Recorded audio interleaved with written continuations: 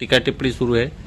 आपने भी इसको लेकर एक ट्वीट किया है, क्या कहेंगे, किस तरह का ट्वीट है? ये बहुत ही दुर्भाग्यपूर्ण बात है कि शिवसेना शिंदे गठ के दो सीनियर लीडर एक दूसरे को गद्दार और बेईमान कह रहे हैं। सच है कि दोनों नेता अब एक्सपायर्ड मेडिसिन हैं, दोनों भूले बिसरे गीत हो चुके हैं और दोनों का अब जनसंपर्क नहीं है। खासकर हमारे विभाग के जो सांसद हैं श्री गजानन कीर्तिकर साहब, उनका तो पिछले 5 वर्षों में अपने इलाके में चुनाव क्षेत्र में कोई काम ही नहीं रहा है।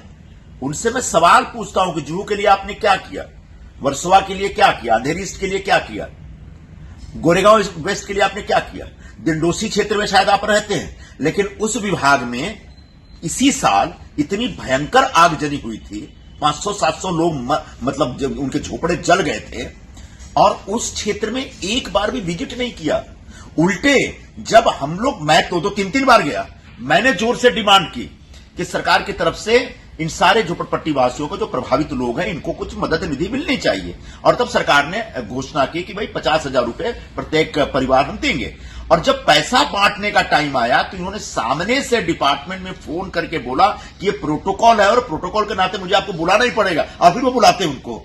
तो एक ऐसे कीर्तिकर साहब, जिनके प्रति मेरे मन में बहुत सम्मान है, इज्जत है, मेरे सीनियर रहे हैं शिवसेना में, वो, उनके बारे में इतना ही कहना चाहूंगा कि अगर पूरे देश में सबसे निष्क्रिय खासदार का कोई सर्वे हुआ तो हमारे कीर्तिकर जी 1 नंबर पे आएंगे इस पूरे उपलब्धि के लिए। तो ऐसे निष्क्रिय खासदार, निष्क्रिय सांसद श्रीमान गजानन कीर्तिकर जी अब चुनाव का ये जो सपना देख रहे हैं वो छोड़ दें, क्योंकि मैं नहीं, यहां के लोग कह रहे हैं कि हमको कीर्तिकर इस बार नहीं चाहिए।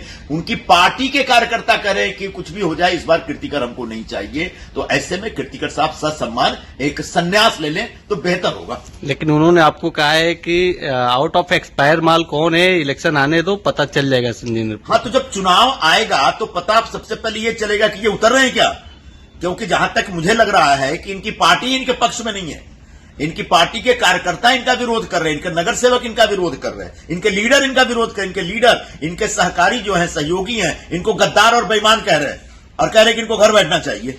तो जब इनका कुछ तय नहीं है तो अभी चुनाव के बारे में हम क्यों इनको चुनौती दें किसी प्रकार की।